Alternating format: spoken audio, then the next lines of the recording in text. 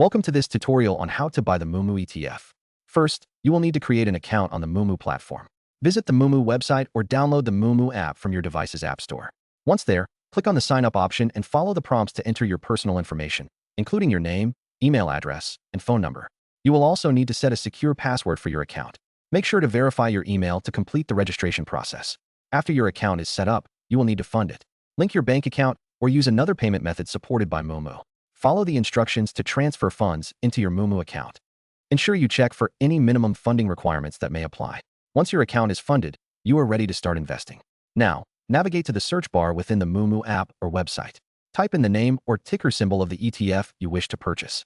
Once you find the Moomoo ETF, click on it to view more details, including its performance and holdings. This information will help you make an informed decision. Finally, to buy the ETF, select the Buy option. You will need to specify the number of shares you want to purchase and review the order details before confirming the transaction. Once you are satisfied, submit your order. You will receive a confirmation once the transaction is complete, and your investment will be reflected in your account. Congratulations, you have successfully purchased the Moomoo ETF.